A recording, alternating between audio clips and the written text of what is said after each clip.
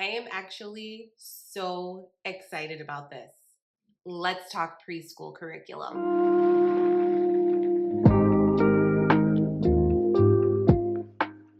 First of all, if you are new here, my name is Kaela. This is Ode to Abode.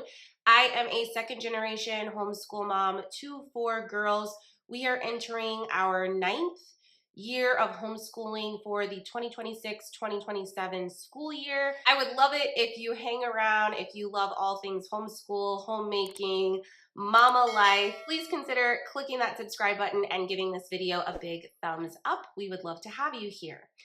Okay, so in today's video, we are going down the rabbit hole with preschool programs, homeschooling preschool curricula. I'm going to show you guys several options, just a general overview, a little flip through for you. Since we have a lot to cover, this will possibly be a longer video. So feel free to check the timestamps if you're looking for a specific program. Pause the video, come back as you need to, save it for later.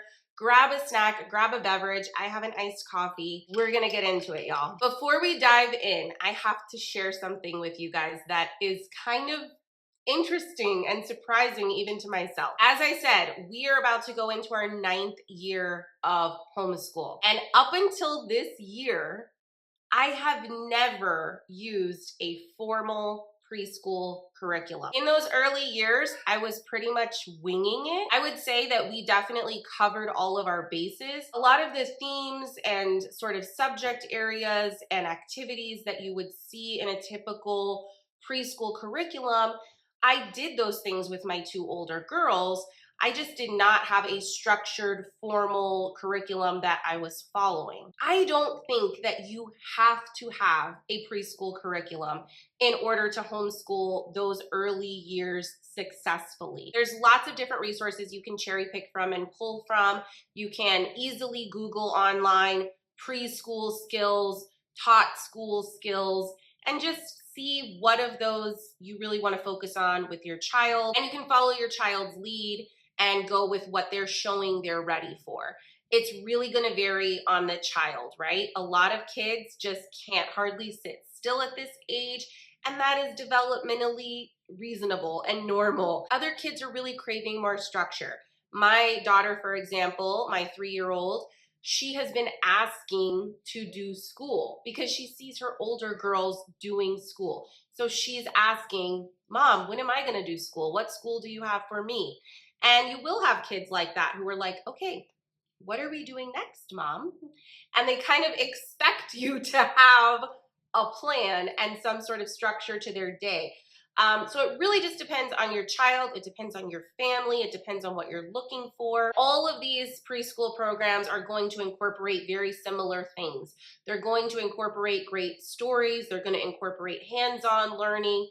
They're going to incorporate spending quality time with your child. So yes, you could do all of those things on your own without purchasing a curriculum, but some families are really going to appreciate having it laid out for them. I can see preschool curricula being especially beneficial for new homeschool families, families who are really figuring it out and they haven't quite yet developed the confidence to make their own lesson plans, right?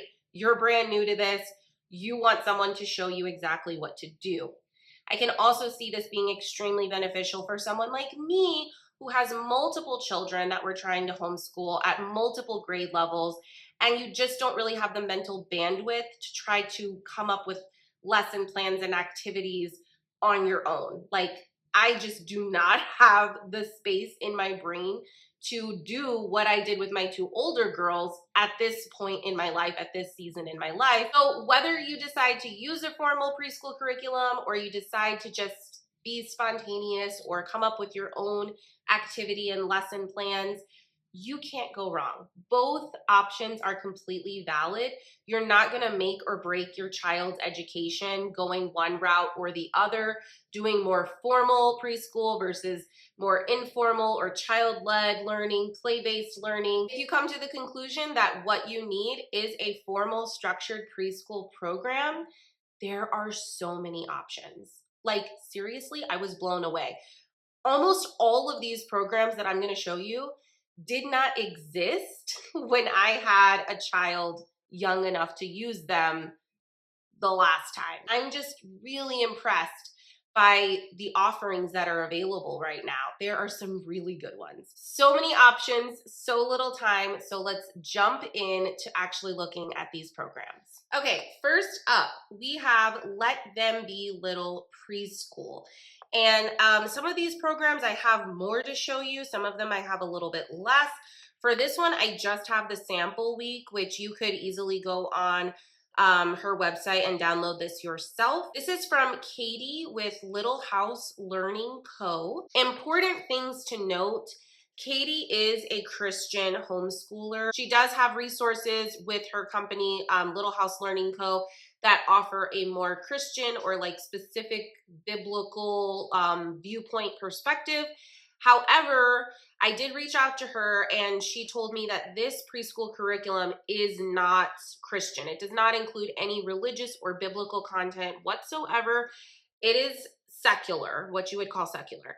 So this could work for just about any family. Her preschool curriculum has 4 main tenets or themes that you're going to see addressed throughout the program. The first one is time in nature. The second is living books. The third is playful exploration of letters and numbers. And then the fourth is life skills and habits. So those are really the main core things that she is focusing on with this program. Definitely leaning Charlotte Mason. That is her style with her resources. She says in the introduction that Let Them Be Little Preschool is a curriculum that is low prep and easy to fit into your lifestyle. And just from looking at the sample week, I would agree with that statement. I think that she definitely stuck to that mission of having this be very low prep and a little bit on the easier side as far as implementation, which is important, especially if you have a lot of children or you're working or you have a busy lifestyle.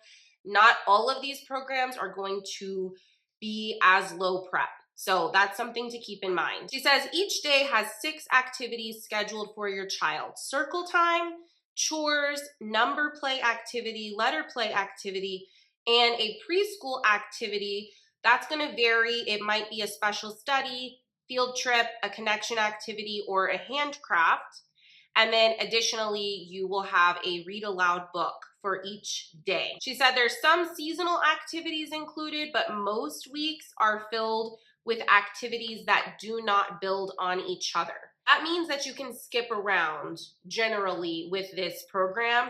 Some people are really gonna like that. They're gonna like being able to look ahead at the week and saying, you know what, I wanna skip this week. I don't wanna do that. Let's move on to something else. Or I wanna do this before that. Some people are gonna be drawn to that. Others are going to feel like it's a little haphazard and it's all over the place. And why are we not doing things in a more logical order? Why are skills not building on each other? It really just depends on, again, your style, what you're going for with your homeschool. It's totally preference. This is a 36-week program. So pros of that is if you have older kids who are on a curriculum that is 36 weeks, you're going to be able to follow that same schedule with your preschooler. The con of that is maybe you want something that feels a little bit more year-round, or maybe you just want more weeks worth of activities to choose from. She says these activities are not long or intensive, and they should naturally become part of your daily rhythms. She wants to leave space for imaginative play, organic growth, time outside, and time with family. She wants this to feel flexible for you. She says you can spread out your activities for the week over 5 days, or you can shorten it and squeeze it into 2 or 3 days out of the week. I love that flexibility. I think that's really nice. So she says the full curriculum has over 30 pages of teacher's guide for each subject, game, and activity. So she's offering you a lot of hand-holding and instruction on how to implement this program. Unfortunately, in our sample week, we don't have access to that, so I can't show that to you. So she says there's gonna be 6 main handcrafts for the year: kitchen skills, clay, fiber arts, etc. and then you will circle back through those to continue to build your skill in each of those handcrafts. All right, now we go into our actual week. We have a supply list for the week. I didn't see anything on here where I'm like, ooh, you're gonna have to go to the store. Most of this is stuff that you should probably already have in your home, so we like that. Then we have our number play activity, which she does offer you some instruction and explanation for how to do that. This game is called Number Muncher, and it's basically you're using your more or less symbols. She suggests making that like a little mouth with teeth and comparing two numbers. So 2 is greater than 1, that kind of thing. She also has sticky ball number SWAT for number recognition. So again, easy, sticky notes, fly swatter, a Sharpie or a pen, you're good to go. Letter play, alphabet parking lot. So she says take a few cars, a piece of paper, draw a center lane and parking spaces on the right and the left.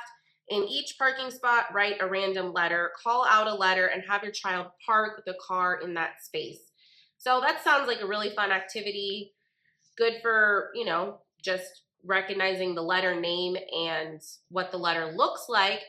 I don't know if that activity is building phonemic awareness necessarily, but you could make it into a more phonemic awareness activity if you're saying the sound of the letter versus the name of the letter.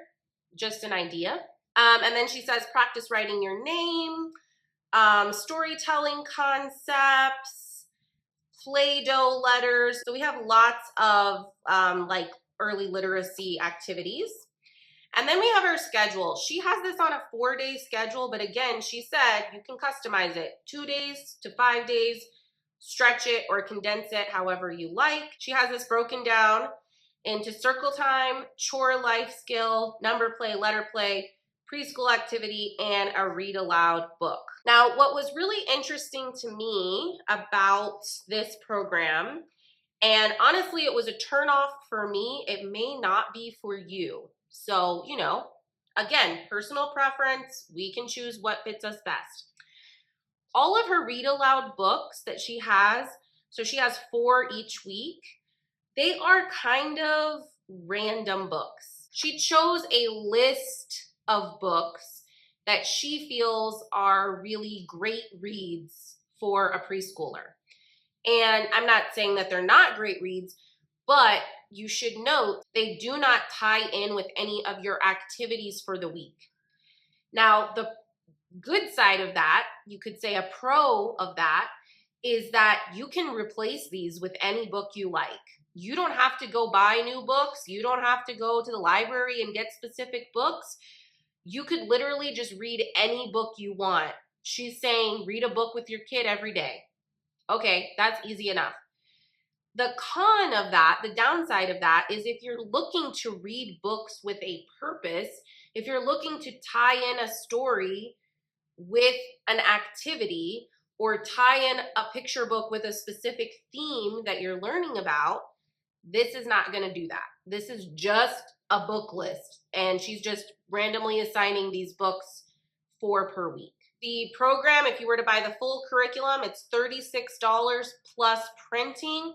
Most of it that I can see based on this sample week, I don't think you would need to print it in color, so you're gonna get some savings there.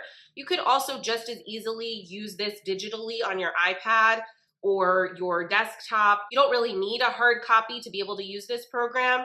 It's very Charlotte Mason, so if that's what you're going for, if you wanna make sure that you are incorporating handcrafts and habit building and living books, this could be great for you. It's an open and go schedule. It's flexible, easy to use, easy to implement. Again, you can even sub out the books if you want to and like just do the activities and then read books that you already have on your shelf with your child.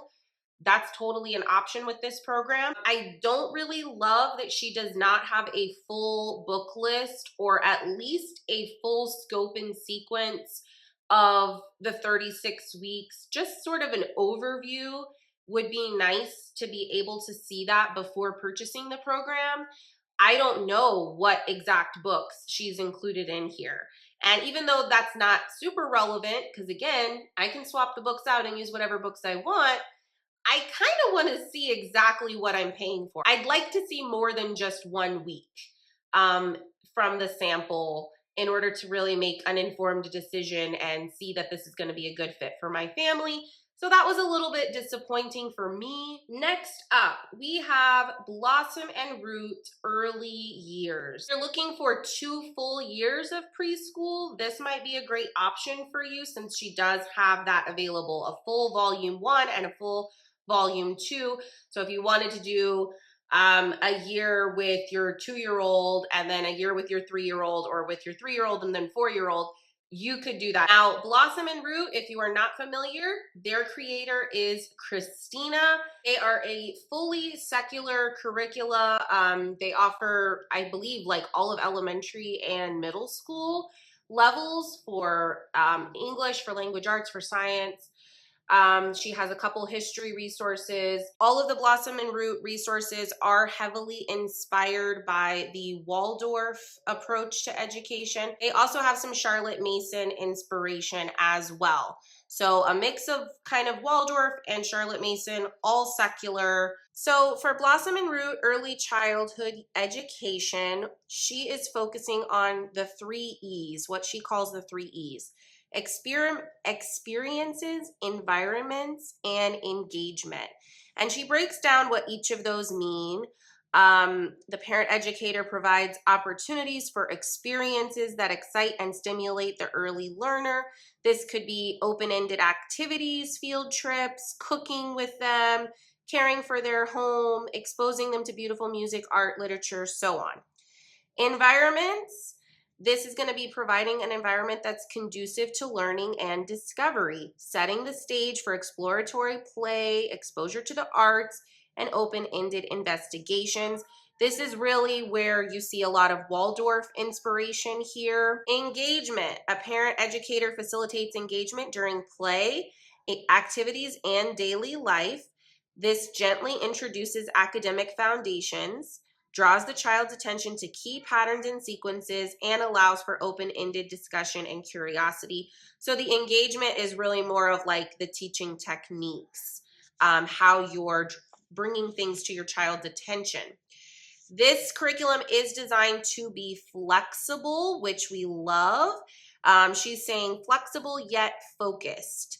Do not feel pressured to complete every single activity every week. Fit in what you can, when you can, and learning will happen. What does an average week look like? Again, she says the curriculum is designed to be adaptable and flexible so that it can fit into lots of different schedules.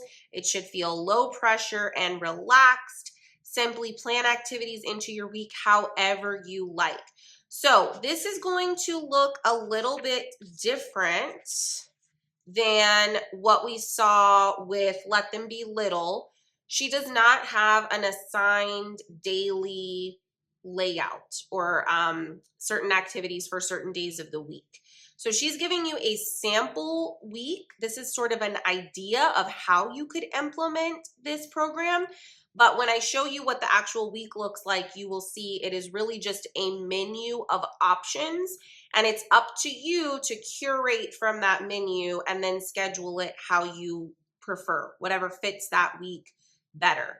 This is going to work great for families who want a lot of flexibility and just a little bit of guidance, like a little nudge in the right direction, but let me do what I want within that.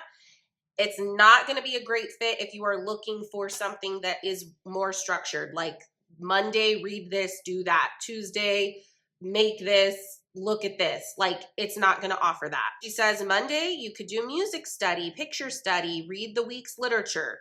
Tuesday, you could do your math and science prompts, an art project, or read literature again if you like. Wednesday, kindness and connectivity prompt, do the literature activity for the week. Thursday, nature study, or you could do music study again. Friday, kitchen classroom time. Again, this is just an example of how you could schedule an average typical week. What I do love is she does have this great book list. This will take you through all 36 weeks. She has this great little chart here where you can show if you own the book already, if you're going to borrow it from the library, or if you're going to sub it out and replace it for another book. So she has all of the books listed. Some of them are classics that you're going to be familiar with, like Harold and the Purple Crayon, The Very Busy Spider by Eric Carle. So we have some very familiar books. We also have a lot of diversity and different representation. Yeah, so some classic stories, The Three Billy Goats Gruff, Little Red Hen, but they're also mixed with some contemporary stories as well. So she has a overall supply list for the entire volume 1. A lot of this is basic stuff that you probably already have in your home. Some of it is not. So she has a lot of items for sensory bins. That's not going to be everyone's cup of tea. Personally, I am not a sensory bin girly. Kids love them. And maybe you're going to be into the sensory bin thing. In addition to our supply list, we also have our featured artists, composers, musicians for early years volume 1. I love this.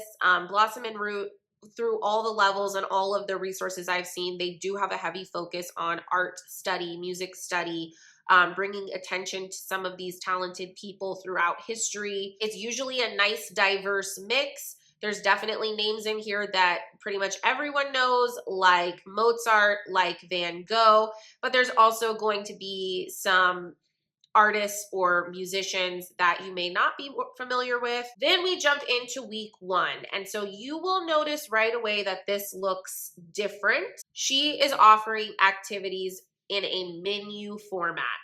So we have our different categories this week in Read Together time. So this is going to have your literature for the week. She's offering you 2 options for this particular week, Little Blue Truck or The Old Truck. And she has activities and discussion engagement prompts or discussion prompts that go along with that literature. She also has This Week in the Kitchen classroom. She has 2 suggested cookbooks that you could use for this, but she's not offering you a specific recipe or a specific kitchen project to do.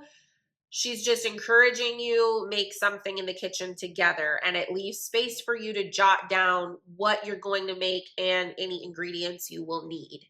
So this is really just like the smallest nudge, not really anything structured for you.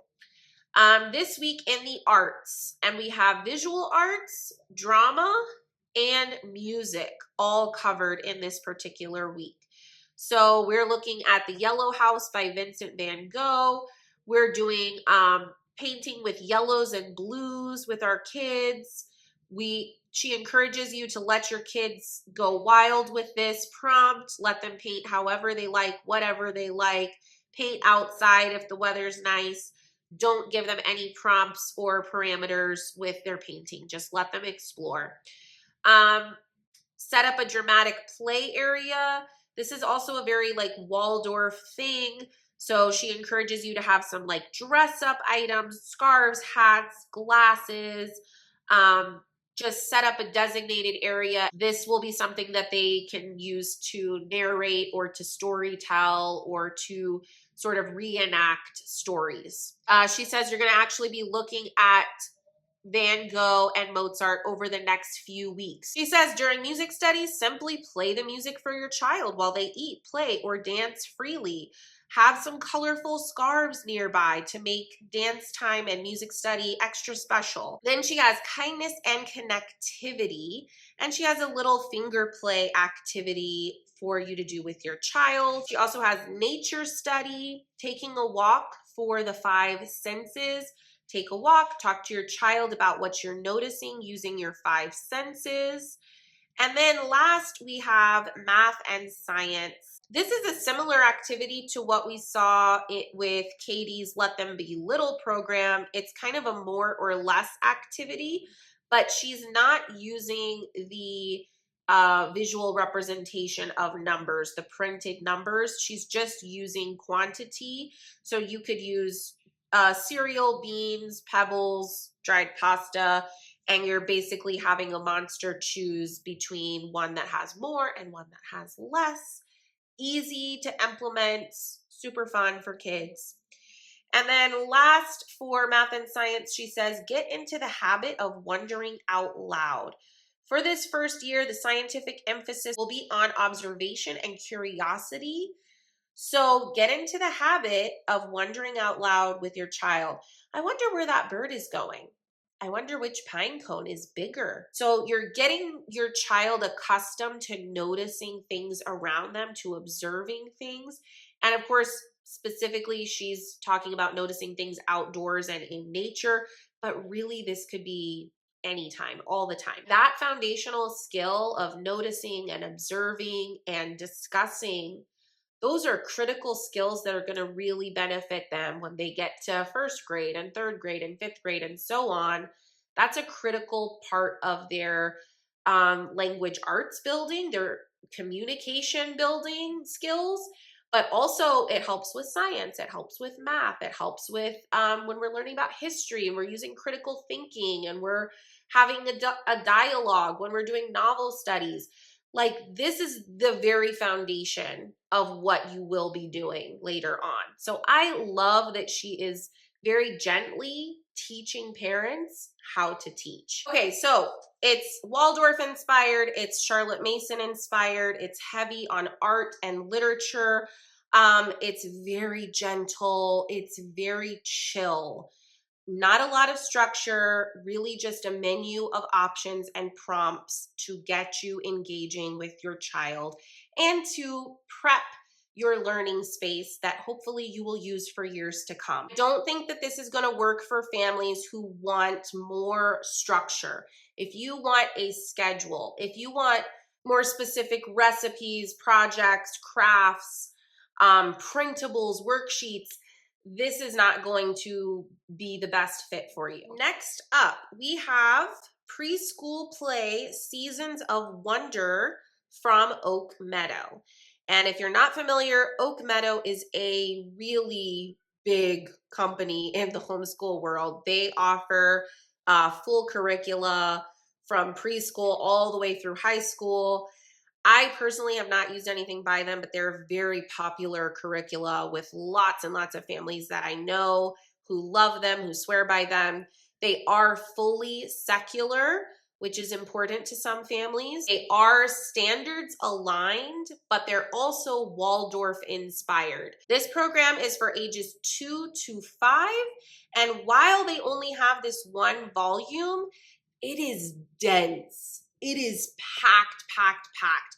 So I could see you easily stretching this over 2 years of preschool. What I really love about this and what's unique about it is it is tied to the seasons. So autumn, winter, spring, summer. If you want a more in-depth look at this, Sarah over at Homespun Childhood has a great video all about this program, and I believe she has experience using it. So if it looks like something you're interested in and you want more information, I will link her video and her channel down below in the description box. Because it has all 4 seasons, you could easily use this for 12 months out of the year.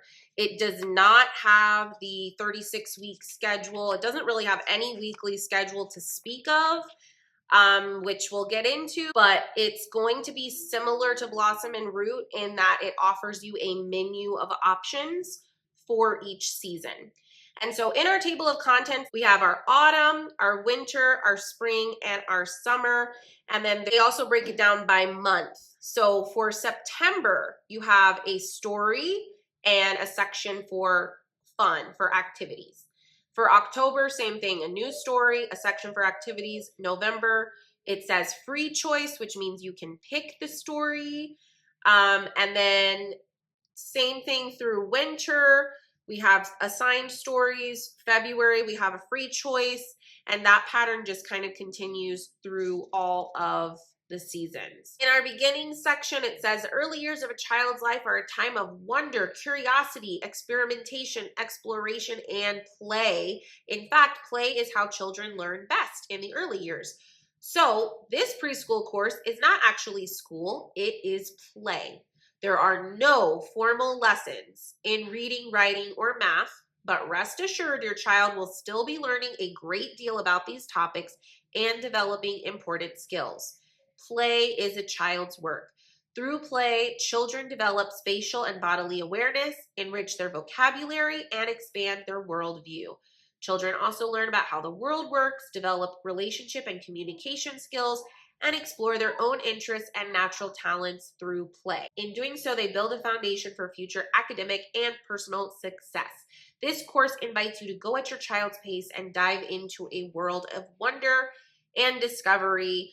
Enjoy playing, learning, and growing with your child. So you can already see that this is a unique program. It's going to be even less formal and even less structured than what we saw with the Blossom and Root program. Here are the course materials that they include when you purchase the entire preschool package. We have Read to Your Toddler Every Day, 20 folk tales to read aloud, a bedtime full of stories, 50 folk tales and legends from around the world, and then Children of the World from Barefoot Books, and a CD, I Am Kind, Songs for Unique Kids. So they've already set you up that you're reading some folk tales, some legends, they're introducing some geography and cultural study, and then we have some music study here as well. We're focusing on wonder and play, very gentle. It says this preschool course is primarily aimed at 3 and 4-year-old children, but it can be used for 2 to 5 years old. It follows the seasons of the year. Each season is connected to a fundamental concept. There is a wide selection of activities to do each season, and the seasons and activities can be done in any order. If you are beginning preschool in the spring, start in that section, but if you're starting in the fall, they've structured it very loosely here for you. In addition to the 4 seasonal units, there's a section of activities that can be enjoyed anytime. And then they show you the main themes for each season. It says each month is anchored by a story, followed by a variety of activities. And these will tie into the seasonal theme, which will be for a total of 3 months. So for autumn, the theme is working together. For winter, it's caring for one another. For spring, diversity makes us stronger. Summer's theme is community. And then your anytime theme is kindness. The anchor stories can be read each day for a week or several times a week for a month. You can simply read or tell stories without discussing the theme, or you can use the stories as a springboard for conversations about the theme. It's up to you. Children will absorb the messages in the stories even if you do not discuss them in an overt way. Okay, then we have our key elements of the program: imaginative play, imitation. This is when children mimic the work and interactions of parents, siblings, and other role models. So it encourages you to include your children in your daily life tasks and have them observe what you're doing and have them work alongside you. Verses and movement. Language skills can be enhanced by incorporating movement and verses. So they have lots of finger plays, hand gestures that go along with songs or verses for each month. Music. Singing is a joyful way to share music with your child. You can use simple songs to supplement your activities throughout the day. Singing songs can help your child easily transition from one activity to another. And then it says refer to teaching and learning transitions for more information. So they have a lot of guidance here on, again, how to teach, how to engage with your child, similar to what we saw with Blossom and Root. So I do really like that, but this is a lot to read. It's a lot to get through. In addition to the stories and books in this course, you're encouraged to read other books with your child on a regular basis. Young children enjoy both fiction and nonfiction. Books can be mirrors that reflect a child's familiar world or windows that offer them a glimpse into worlds far beyond their door. I love, love, love this. Children benefit from having a healthy balance of mirrors and windows in the literature they experience. Could not agree more. Shout it from the rooftops. While many children will happily sit still and listen to stories for long periods of time, children who are very active will find it challenging to sit still no matter how engaging the story is. So if you notice your child fidgeting, or having trouble focusing on the story, it might be helpful to include small props like finger puppets, stuffed animals, figurines. Give your child a squishable ball that they can keep in their hands while they are sitting, or let them sit in a rocking chair. So, let them have opportunities for movement if you have a fidgety kid. Modifications for different geographic regions. Why do they have this section? Well, they have this section because not everyone lives where there are these 4 traditional seasons that we have in most of the northern hemisphere. Some parents may want to have a structured preschool time 5 days a week, while others might prefer a rhythm of 2 or 3 days a week. The following section, teaching and learning rhythm, will offer some ways to develop daily and weekly activities. So they have some links and some resources here for just different, I guess, like categories of activities. So gardening, outdoors fun, sensory experiences, fairy gnomes, snacks, treats, nature tables and displays, early learning activities. Okay, then we jump into our seasons. So we have autumn, our theme, working together. It tells you about the theme. What does that mean? How are the stories going to tie in that theme? Then we jump into our first month, September. This is your story. It's printed right here in the curriculum for you. You don't need to go buy another book or get a book from the library. That's a huge plus. Your story is in here for you. Your verse is in here for you. Then we go to songs, and it has lyrics to all of your songs that are assigned to go along with your September theme. Games. We have 2 game ideas. Then we go into activities. There are 3 different activities. Felt board story for your turnip story. This is a way to sort of narrate and interact. I don't know that everyone's going to have a felt board. That's a very Waldorf thing. You could, it's inexpensive and you could set it up, but keep in mind that these are not typical household supplies. You will have to probably get some things you don't already have on hand. Our next 2 activities, we have Tug Together, which is a cooperative version of tug of war. Love that. We're teaching working together, not competing, right? Then we have a puppet play activity. And again, it's going to be up to you to decide when you do these, how often you do these, what that looks like for your schedule. This is just a menu. It's not a schedule. Cooking, they are having a vegetable tasting party. Then we go into autumn fun for September. We have several more verses here that we could practice and memorize. Some more song lyrics, a couple more games. It does give you what your materials or supplies are for the games. Find the nut and what's missing. Then activities, making apple star prints, a scavenger hunt. We have more recipes, apple butter and apple sauce for cooking. Then we go into October and we start all over again. So we have another story, Striped Chipmunk Special Surprise. Again, the story is printed right here for you. And then verses, songs, games, activities, just like we did with September. And then we go into winter. This is just a sample, so I only have a couple of months. I don't have all of them. But each month is going to have very similar layout. I also love the themes, like working together, being kind. How sweet. Those are like core foundational personhood things that we want our kids to know and to have. So who this is going to work for, it's going to work for parents who don't need a lot of structure, don't need a lot of hand-holding, don't need a schedule, love seasonal learning, and they really just want a push in the right direction. Let me see some ideas. Let me get my own wheels turning, and then I'll fly from there. The cost of the program was a little hard to swallow for me. If you get the digital download, you're looking at $59. If you decide to get the entire package where they send you those beautiful folktale and bedtime storybooks and the CD to go along with it, that's going to be $135.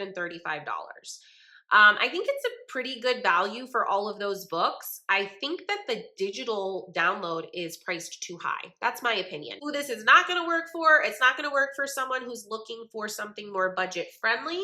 It's not going to work for someone who's looking for something super structured, again, more open and go, where they have the schedule laid out for you. If you get overwhelmed by reading all of this text and you just feel kind of lost and you're gonna like put this to the side and never actually touch it, it's not going to be the program for you. If you're not interested at all in Waldorf education, then it might not be a great fit because there is lots of Waldorf inspiration in here. If you're looking for something that is going to be really easy to implement with supplies you already have on hand, this might be a little bit difficult. I noticed one of the activities in here is like making corn husk dolls. That's just one example. But there are a few different things where it's like, I don't know if your average family will have the supplies for that ready to go. So if that's going to just add another step to your already full busy week where like, oh, now I have to go buy supplies for this activity. If you're like me, that's just going to be too much and you're probably never going to get around to it. So, be honest with yourself and your circumstances. Next up, we have Treehouse Story School Preschool from Treehouse Schoolhouse. This is a curricula company by a homeschool mama. Oh gosh, I should have written down her name and I don't have it. But I know there's actually quite a few mamas, a whole team of people behind Treehouse Schoolhouse. They are a Christian curricula publisher. They do have lots of Christian viewpoint, biblical perspective resources. However, this preschool program does not have any religious themes or perspective in it. So it could potentially work for all families. This is designed, again, for ages 2, really they say 2.5 to ages 5. This is very Charlotte Mason inspired. The focus on this is whole family learning, which I think is a unique perspective with the preschool programs that we're looking at. She really wants you to like bring all your kids together and do things together as a family. This is aesthetically beautiful. And that doesn't matter in the slightest as far as how a curriculum works for you. But it does, it's a nice touch. Okay, so we have our introduction here. This is the free sample week. I was not able to get the entire program to look at. So the good part about that is you could go download yourself this free week very easily and take a closer look at it if it's something that has piqued your interest. She says this is a gentle, literature-based preschool curriculum designed for 2.5 to 5 years old. Each week will focus on a specific picture book, inviting children into connection and learning through music, movement, play-based narration, alphabet and number play, motor skills, practical life development, crafts, and baking together. Each week will feature children's literature. You're going to have a specific story picture book that ties into your theme for the week and that ties into a letter of the alphabet. So that's different. That's unique compared to some of the other ones we've looked at. This is very focused on learning letters. That's a big theme that you're going to see, and not all of the programs have that. Again, not a right or wrong thing, just personal preference. Alphabet. Letters of the alphabet are introduced first by learning the letters in the child's name, then in a strategic order of commonly seen and used letters. Children will be introduced to both uppercase, lowercase, and letter sounds and formation, which is writing the letters, in gentle, hands-on, and kinesthetic ways. So this is promising letter recognition and also phonemic awareness if she's doing sounds. Math skills. This study introduces children to numbers, shapes, counting, and other age-appropriate math activities. Music and movement. Learn hand rhymes and dance to songs that tie in with the week's reading. Book lists. Each week of study includes a book list for further reading. Hands-on activities. Enjoy crafts, games, gross motor play, baking, sensory experiences, and science and geography connections. Practical learning and fine motor skills. Gently teach children how to do simple tasks like cleaning up messes, getting dressed, and so much more. Field trip ideas. Take learning outside each week with ideas to explore learning themes in your community with fun field trip ideas. She has an overview. She kind of breaks down each of these elements that are included, the music and movement. She has some QR codes here for your hand rhymes and your Spotify playlist, story time, alphabet, math skills, life skills, fine motor skills. She breaks all this down into further detail. One of her core things for alphabet learning is a sound box. Beginning sound box, she says, use a small shoebox or a small container with a lid, and each week gather household items that start with the sound of the focus letter for that week. Life skills and motor skills. So this is kind of the Charlotte Mason inspiration, very focused on habits in the home specifically. So she's saying, let's practice squeezing sponges. Let's practice using spray bottles. This is great for fine motor skills, and all of those things are going to be helpful to pencil grasp and handwriting later on. So I'm all for that. If you can get some chores done and also work on fine motor skills, that's a win-win. Story connection. You will conclude each day's lesson with a hands-on project, activity, or simple recipe that relates to the themes of the story. So this is very different from Let Them Be Little, where she sort of just had, you know, random great books, delightful books, but still not really any rhyme or reason to the book selection for that day or that week. This is very tied to the theme of the story. So everything that you're doing is going to tie back to that specific book. Now, the pros of that are, if you like themed learning, if you think it's just sweet and special to have everything tie in, you're going to like this. But on the other hand, if you're looking for something where you don't want to have to buy or borrow very specific books, if that's going to be a chore for you, or if that's going to be cost prohibitive to you, then this might not be a great fit. Friday, she has the read aloud tea party. And then she has optional field trip suggestions. What I like about this is she offers you a checklist for preparing. So she's getting you a jump start on your prep work for the year. Start your book basket for the first few weeks at a time. Purchase any materials you don't already have from the general materials list. Purchase materials and ingredients for the first few weeks of lesson plans or recipes. Set up your Spotify account so that you have access to all the weekly songs. Set up your YouTube account. But you will also notice there is some cost associated with this prep. You're going to have to get cardstock. You're going to have to do lamination. You're going to have to do a lot of printing. So keep that in mind. Even though this is a digital download purchase, it does involve a lot of printing and lamination. So you can get this for $69 for the digital download, which to me is really high for a digital download. Even though it's rich and full and has a lot of stuff, to me that's really high for just a digital download. Personal opinion. It's even higher than the Meadow digital download by $10.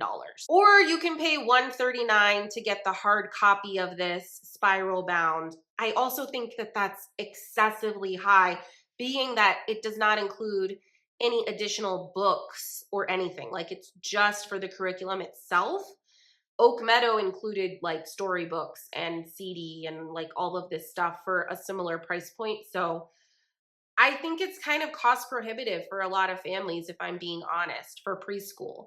I'm not saying it's not worth the cost. I'm just saying it's on the pricier side of the spectrum. Okay, we jump in with our master book list. So this has 32 weeks, which is an interesting choice. It's not 36. Maybe she decided not to be 36 weeks because she wanted you to have some flex time.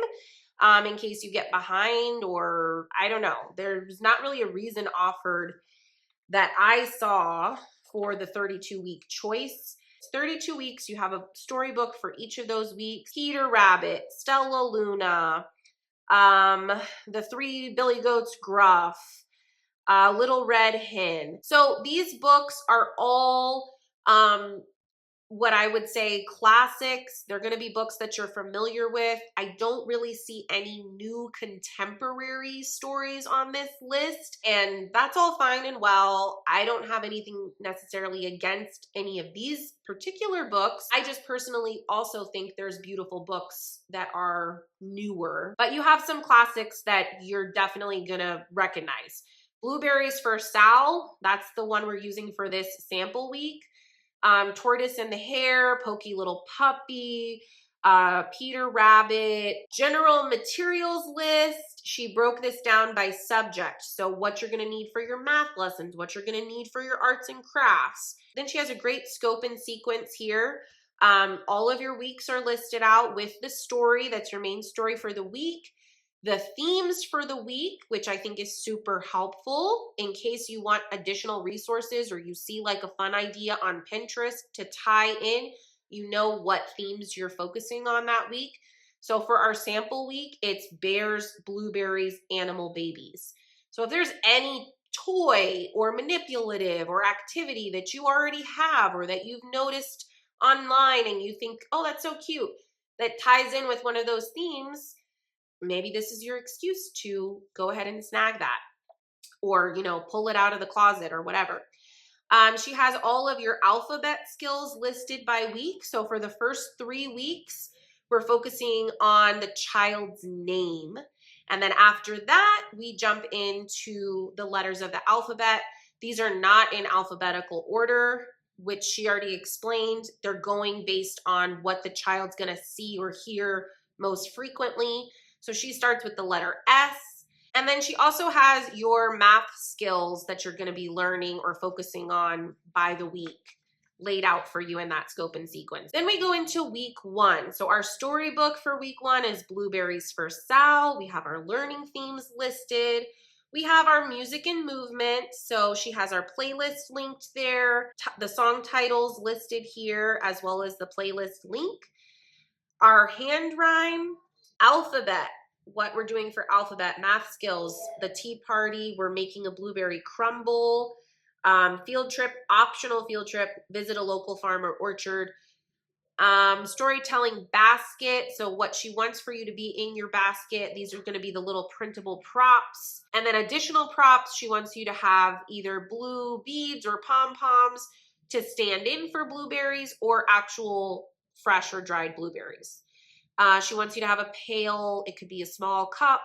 She wants you to have something to use as a mountain. She suggests a pillow. So you're going to want to have that basket prepped or that special shelf or that special little surface in your home with these items that you're going to be revisiting throughout the week. Materials, mostly standard stuff, except for the ingredients for blueberry jam or blueberry crumble. And then here's your additional books. So your book basket, she has a whole list of books that tie in with that theme of blueberries and animal babies and bears. And then we go to our schedule. So she has this as a 5-day-a-week schedule, very structured, very detailed for you. Everything's laid out for you. Monday, Tuesday, Wednesday, Thursday, you're doing the same hand rhyme and you're listening to the same playlist. Story time is going to be the same. You're going to read Blueberries for Sal every single day, Monday through Thursday. You're going to use the storytelling props and the items in your storytelling basket to act out the story together. So lots of repetition there with that main book. Then she has your alphabet activities, math activities laid out Monday through Thursday. Those will vary. And then life skills and fine motor skills are going to vary Monday through Thursday as well. So some of these activities are like sequential that way, which I like. They're doing watercolor, and then their life skill is that they tidy up the watercolor supplies. Story connection. So she wants you to make blueberry jam. She wants you to play follow the leader. She has an animal babies activity and a hide and seek activity. Here we have the lyrics to a song so that you can read them, sing with your child together. The bear went over the mountain. So our weekly overview really was just that. It was an overview telling you what to do, but not necessarily how to do it. These daily breakdowns will tell you how to do each thing. Then we have our recipes. We have blueberry jam and blueberry crumble here.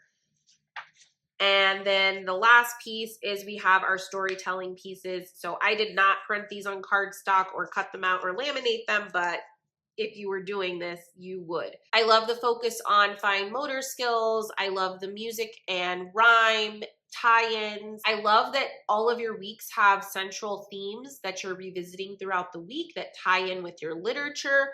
I personally love when things just connect like that and tie together like that. Who this is going to work great for? You want very detailed, yet still, slightly flexible schedule. If you really want something Charlotte Mason inspired, if you really want something that brings in a lot of classic, well-known and well-loved children's literature, this is going to be great for that. Who this is not going to work for?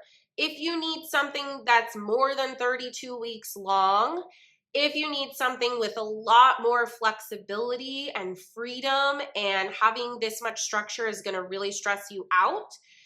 If you, like me, are not very keen on baking, like at all, much less every single week.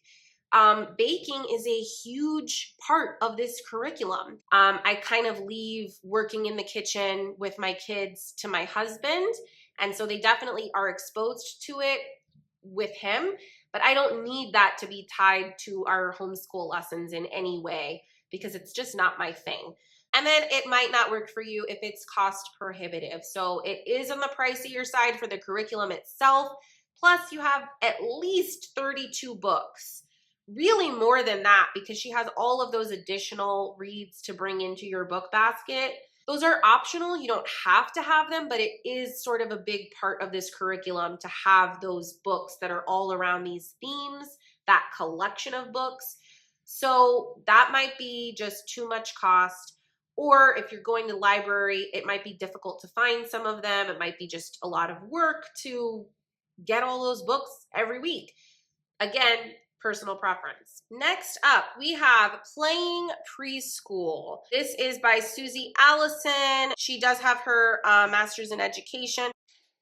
Some unique things about Playing Preschool. I would say this is the most traditional schooly program out of the programs that we are looking at today. That makes sense, being that its creator was a public school teacher for, most of her career. That's her background. You definitely see that come through in this program. Additionally, she has 2 volumes of Playing Preschool, so you can, again, just like we saw with Blossom and Root, get 2 full years of preschool with this program. And the way that she's designed it is that each of those volumes actually builds on each other. Their scope and sequence is meant to be done in a sequential order. And then volume 2 actually builds on to the foundation that was laid, the content and concepts that were covered in volume 1. So they do need to be done in order. And this is a great option if you're looking for something that's more traditional and something that's going to give you 2 full years of preschool at home. So right away, you will see that we have a theme for each unit. This is divided into 19 units. We're covering all these different themes: apples, color, nursery rhymes, clothing, food, 5 senses, transportation, on the farm, weather, eggs, plants. She has background as a teacher herself, and so she talks about how that really motivated her to create this program. She was a kindergarten teacher and a 1st grade teacher. She says her love of teaching is woven throughout this program.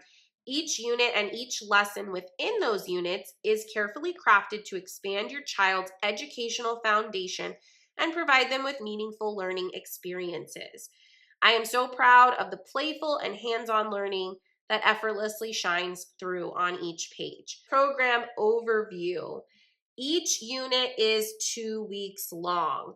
So 19 units, 2 weeks long. You're getting about 38 weeks there if you follow her schedule. She has a theme for each unit, and she also has a letter of the alphabet for each unit. Similar to Treehouse, Story School, Preschool, these are not going to go in alphabetical order. She explains why the letters are not taught in alphabetical order. She says, I don't want kids dependent on order alone. I want each letter learned on its own. Also, I needed to double up on a few letters, so I put easy letters like J and C together and tricky letters like E and A that look different in upper and lower case are introduced on their own. Where to start? Glance at the unit overview.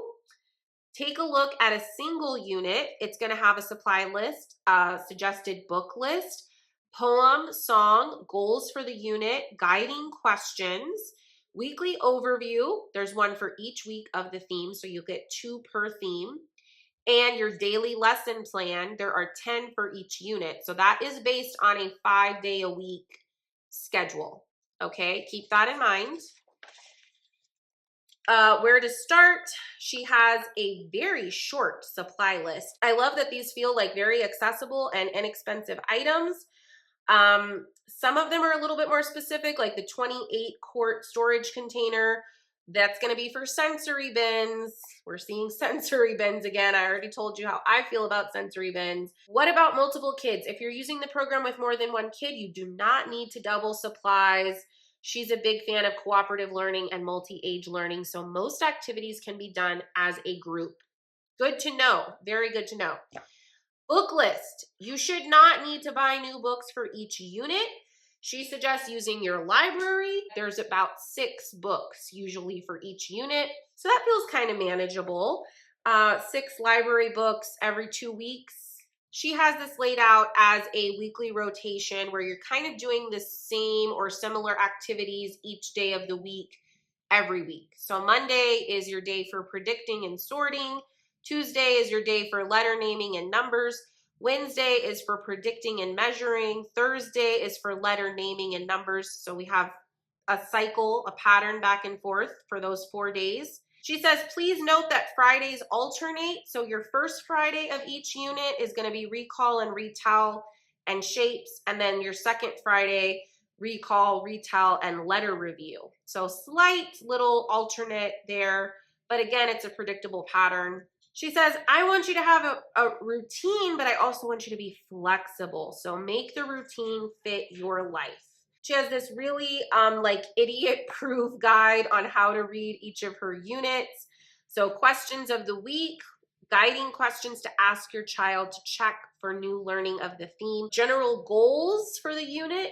That's telling you exactly what to focus on and what will be taught. Your daily lessons and activities in total should take about 45 minutes to an hour, depending on how long your child plays with each activity. She says this doesn't have to be done all at once. Make this fit for you. So maybe you do 15-minute increments and you're stretching out that hour over, 4 increments throughout the day. So then she tells you how to understand your daily lesson plan. So every single day you're going to open with a calendar time routine and the song and poem for that unit. So again, we're seeing a lot of structure to our days. We always start the same.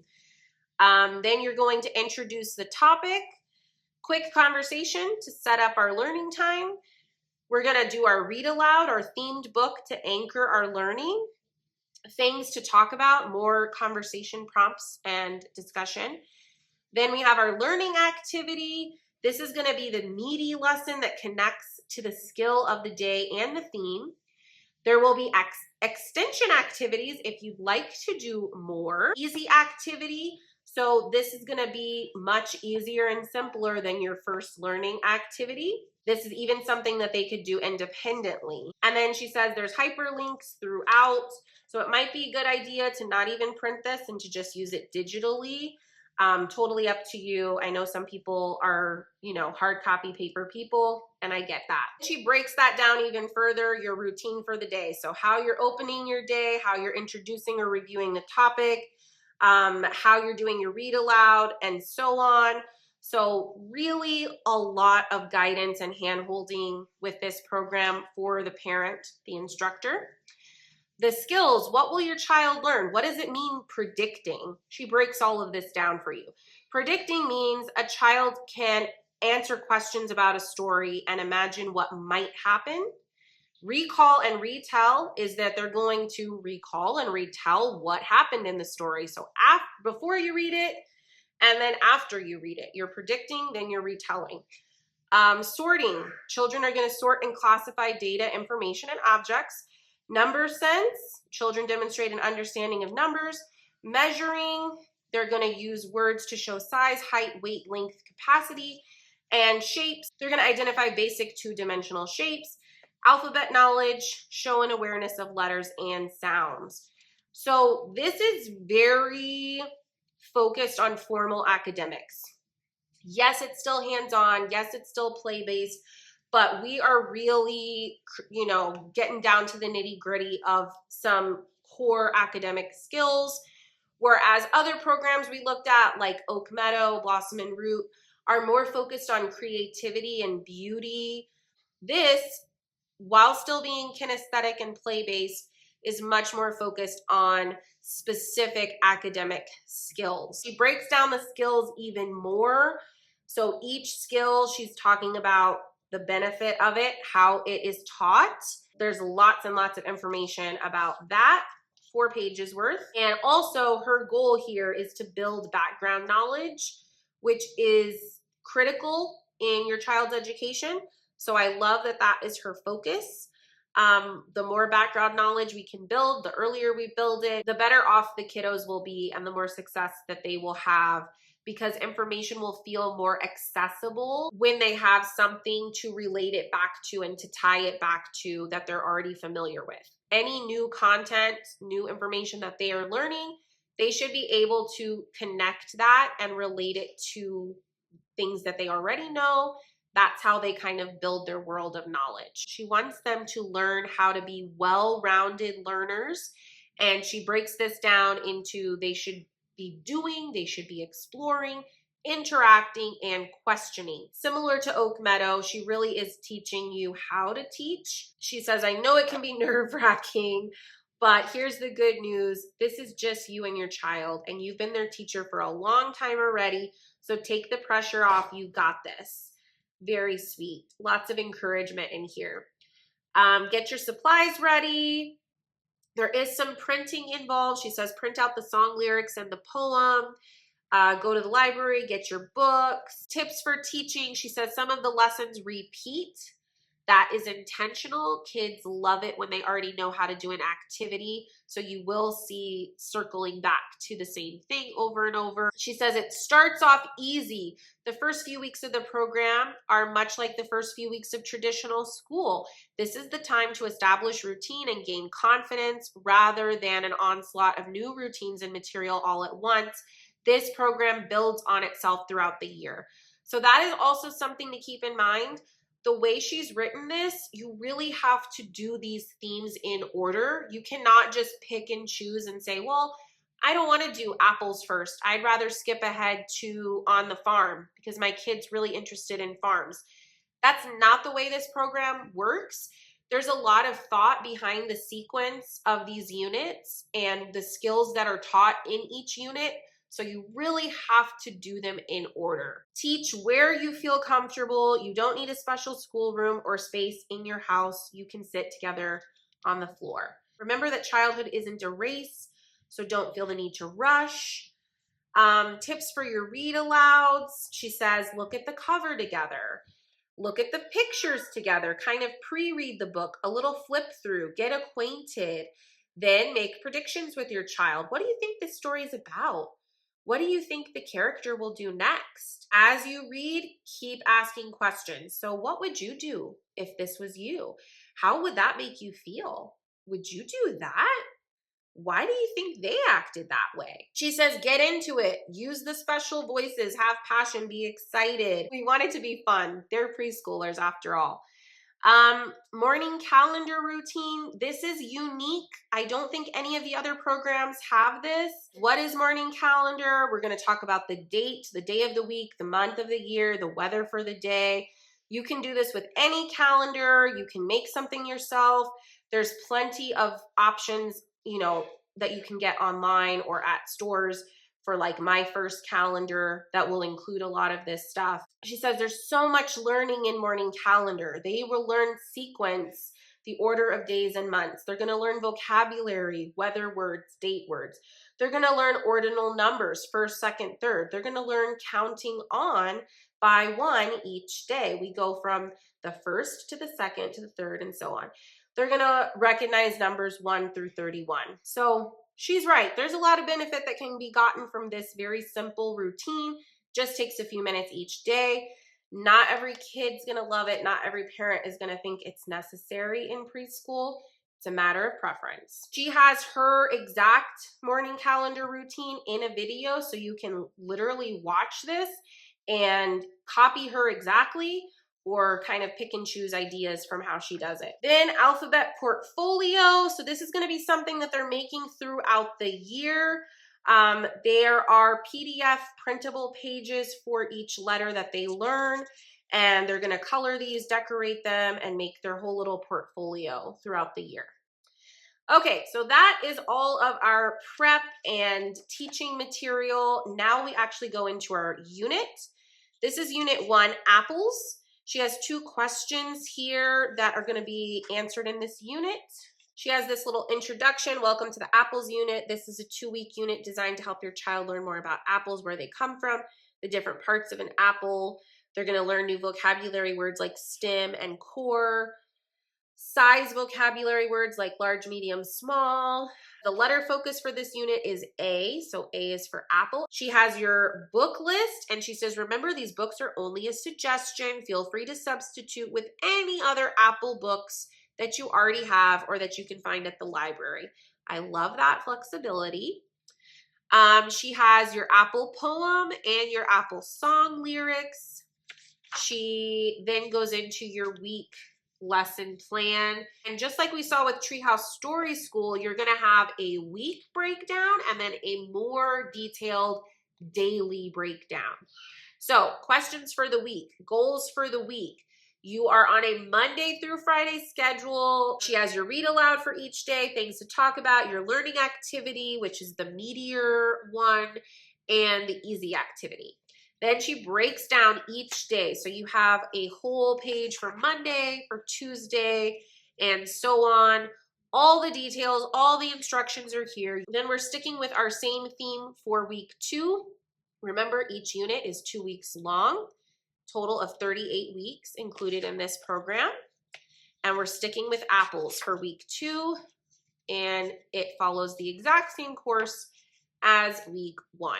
Okay, so what I love how formally academic this is. I think it's going to be a great option for families who are drawn to that style of education. If you are doing preschool at home, but you're preparing your child to go into public, private, or charter school, this is going to lay a really great foundation for that. This program might be a better option at laying a good foundation for that routine every day, starting with morning calendar time, starting with a rhyme or a song, then we read a book. Like, it's very predictable, it's very structured, similar to how a day would be at school. I also really love the focus on phonemic awareness. I love all of the scientific content that's included in this program.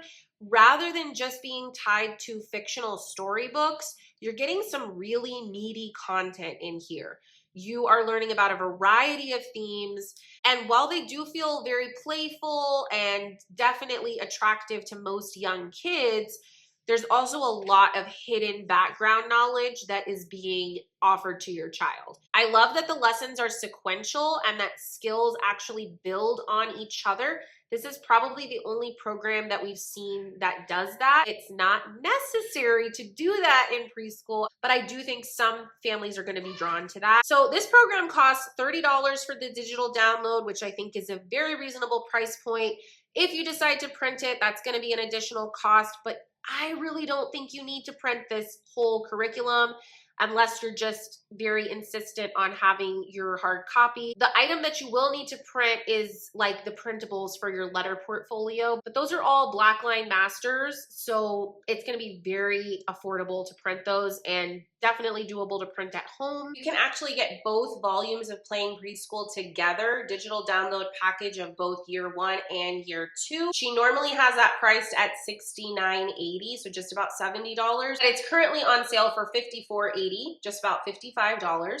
You could also purchase 1 year at a time, so plain preschool year 1. They're both going to be $39.90 regular price, but they are currently on sale for $29.90. Okay, next up, we're almost done. We have 2 more. This is Little Wanderers Preschool. This is from Beth. I believe that she has changed her company name. It used to be Little World Wanderers, and I think it's the Charlotte Mason Home now. So I apologize, Beth, if I've gotten any of this wrong, or, you know, obviously I'm using an outdated version of your program, but you should be able to tell by the name, the Charlotte Mason Home, this is a Charlotte Mason inspired program. Beth really, really tries to stick to Charlotte Mason. It is what she is all about. It is what her whole company is about. I know Beth is a Christian, and some of her resources are from a biblical perspective. This preschool program is not religious in any way, similar to some of the other Christian creators we've looked at. Nothing religious or biblical in here, so it should work for most, if not all, families. Another thing to note is Beth already has a pre-kindergarten and a kindergarten level of her curriculum. So if you're looking for a program that you can have longevity with, this would be a great option for that. This is going to be gentle. This is going to be living book based, so literature centric. Obviously, Charlotte Mason. What I appreciate about Beth, unlike some other Charlotte Mason curricula publishers, she really does put the work in and is very diligent about having diverse representation in her literature choices and having a mix of contemporary and classic literature, which is very important to me. It's something that makes her stand out, especially in the field of Charlotte Mason or Charlotte Mason inspired programs. She says, we believe from a young age, children should be exposed to books featuring a people from a variety of cultures, abilities, and backgrounds. So that is a big core value that you will see throughout this program. She has multicultural, diverse, and differently abled characters in her books that are featured in this, which I love that. There are 36 main books, so we're seeing a 36-week program here, but she also has some additional books that can be added in, and she recommends borrowing from the library, but you can also purchase. That is going to be a big factor as far as cost. This is a literacy-based program sprinkled with play and intentional time together. So the main focus is going to be the stories and the literature and literacy skills around that. But then there's some hands-on activities and play tied in as well. Core focus. She says the core focuses are kitchen, time in the kitchen with your children, art and play, carefully selected, developmentally appropriate crafts. Science. Some lessons will have hands-on experiments, while others will have indoor activities that focus on a science theme. Habits and chores. This is where Charlotte Mason comes through again. Habit training in the early years. In Charlotte Mason Preschool, the best thing you can do for nature study is go outside every day. She says spend 10 to 15 minutes in nature. Write down your child's observations in their nature notebook. Field trips. Every once in a while, we'll ask you to take a field trip with your child. We've planned these to be accessible and as low cost or free as possible. Fairy tales, poems, and animal tales. She recommends a book called A World Full of Poems and a book called A World Full of Animal Stories, and fairy tales and fables. You will alternate reading a poem, animal folk tale, and fairy tale during the week. On the scheduled day, choose a poem, folk tale, and fairy tale to read with your child. So she's giving you these collections for fairy tales, poems, and animal tales, and then you can decide what you want to read in those collections each day, each week. The books. Each week there's a main book to be read with your child as often as you like. Make sure you read it at least once. You're also welcome to choose other books to include throughout the week. In an effort not to overwhelm families, we've intentionally chosen to not include too many required books. I appreciate that. Some of these programs have had a lot of extra books, so I like that she's kept it a little bit more minimal. Math and reading. There is no math in this program. There is no reading in this program. So that's a big difference from some of the other programs we've looked at. We're not doing phonemic awareness. We're not doing counting. We're not doing any sort of foundational math or reading skills. She does offer a separate early alphabet program that you could choose to do. And she says it's perfectly acceptable to add a math program as well. It's just not something she's focused on in this curriculum. Geography, each week we've included a lesson using the book Children Just Like Me. That's something unique about this program. She has heavily focused on learning about the world and children from all over the world. That stands out as different among most of these programs. And then connection, she wants activities to be done as a family to foster a sense of togetherness, which is very sweet. Required materials. So these 4 books are required. You're going to be using them throughout the entire program. DK, Children Just Like Me, the Fairy Tales and Fables, A World Full of Poems, and A World Full of Animal Stories. These are the books that you're probably going to actually want to purchase. And then she has her master book list. This is your picture books and your stories that you could possibly get from the library. Maybe you're going to read them for a week, but they're not going to be those collections that you keep coming back to. They're going to be your theme books, basically. She has 36 of those. And she talks about chores and habit formation. She says in order for homeschools and families to function well, it helps to teach your children simple chores. Not only are these important life skills to learn, but they can help keep everyone involved in running a home smoothly. And that is so true. As mamas, we cannot do it all on our own, especially when we are a homeschool family. Our homes get more use and more wear and tear and more messes than a family who may spend most of their day away from their house. She says children love to help at the ages where they're eager to help and they're saying, Mama, let me do it, let me help. That's really the best time to start, even though it's not the easiest time to start for us as adults. It takes more patience on our parts. It would be a lot easier and a lot faster in many cases to just do things ourselves. She says a chore becomes a habit when a child does it automatically without complaining. And she reminds us as parents to practice completing chores with our children with a cheerful attitude. Beth has done a great job of listing out age-appropriate, developmentally appropriate expectations for our kids.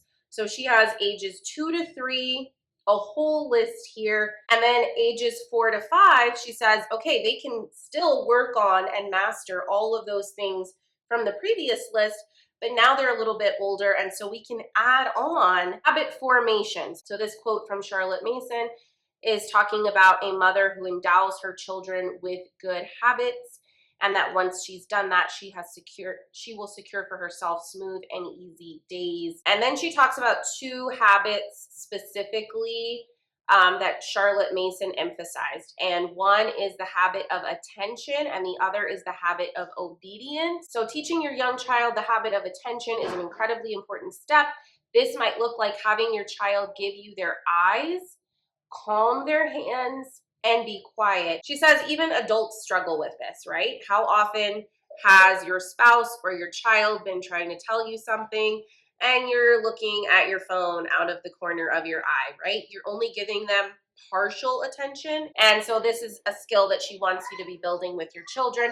And of course, building within yourself and modeling for them as well. Then she talks about the habit of obedience. And she says that word obedience can cause some bristles, can't it? She says what obedience comes down to is that the child is listening to and following through with what is being asked of them. And this could be for safety reasons, like not running in the street, not touching the hot stove.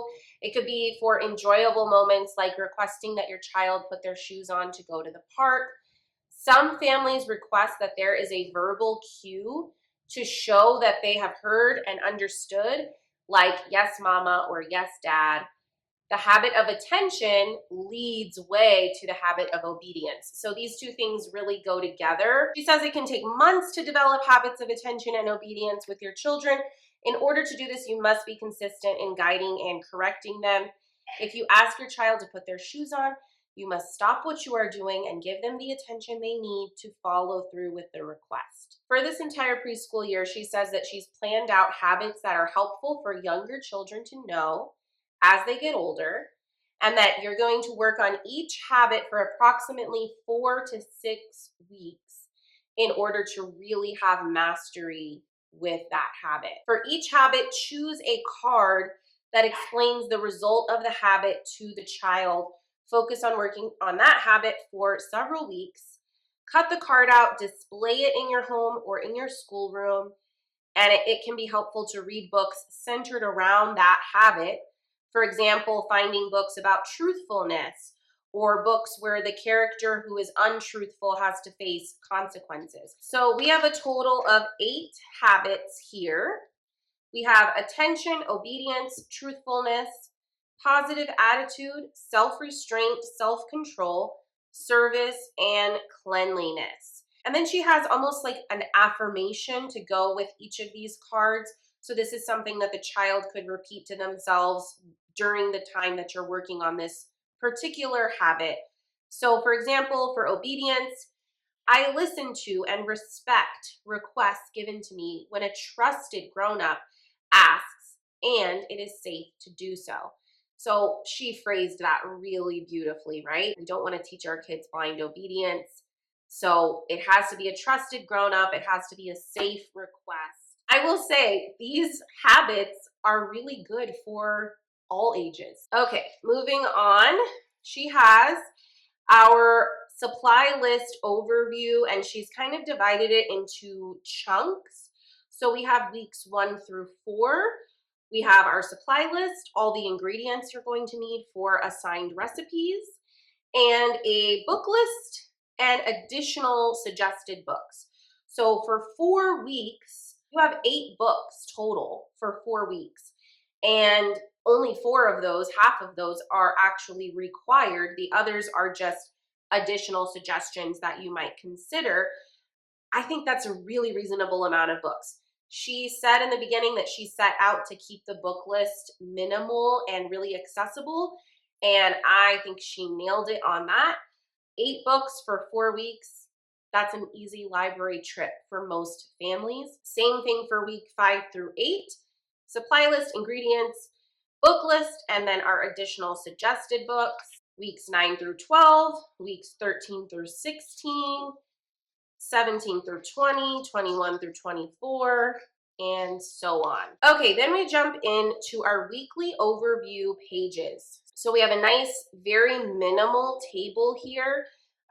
Week 1, this is the name of your focus book, Last Stop on Market Street.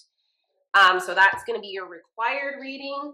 She has this laid out on a 4-day schedule. She doesn't specify whether that's starting on a Monday or not. I like that because some families need that schedule to be tweaked significantly. Maybe you work outside the home. Maybe you're schooling on the weekends. This allows you the freedom to really have this be any day. She has your fairy tale and rhyme section. You're kind of on a rotation with your poems, fairy tales, animal stories. So she has day 1, poem, day 2, fairy tale, day 3, another poem, day 4, animal story. Habits. It says choose a habit and chore. She's not assigning specific habits or tasks to work on those habits or activities to work on those habits. It's going to be up to you as the parent to decide what you want to do, how you want to handle that. Nature, this is kind of her prescription for the week. She says every day spend 10 to 15 minutes outside with your child. Write down something they notice. She has suggestions that if the weather is too poor to go outside, there's some indoor alternatives. Geography, we have our assigned text, Children Just Like Me. And then we have a small activity to go along with that reading. Find Canada on the map and place a sticker. Daily activity. So this is going to be like the hands-on things that you're doing with your kids. On day 1, you're going to make soup with your child. On day 2, you have a little art craft. You're gonna make butterflies out of coffee filters. On day 3, you're going to play I Smell. This is an activity that ties in with your assigned picture book, Last Stop on Market Street. She has another art project for day 4, a cityscape. Let's look at the details. So day 1, we have the soup for lunch. This one's kind of basic and straightforward. She's not giving you a specific recipe. She just says, find your favorite soup recipe, allow your child to help chop and mix ingredients, and make sure you're supervising them with the hot stove. Maybe make enough for a neighbor. And then on day 2, we have the coffee filter butterflies. Day 3, I Smell. So she says, talk with your child about their sense of smell and what we use it for. Bring out different spice jars and have your child smell the different jars. Use description words like sweet or spicy. And then day 4, the cityscape. This is gonna require some prep work on your part because she wants you to cut out rectangles, squares, triangles, and circles from different colored construction paper in advance and have those ready to go so that you can look at the illustrations, the cityscape illustrations of your book for the week, Last Stop on Market Street, and have your child assemble these shapes to look like buildings and make their own cityscape. Definitely more prep than just pulling out spice jars from the cabinet. So some of these are like really low intensity, low prep. And then we have a couple that are a little bit more prep. She's giving you a nice variety for your week. And so you can really decide what you feel you and your child are more drawn to.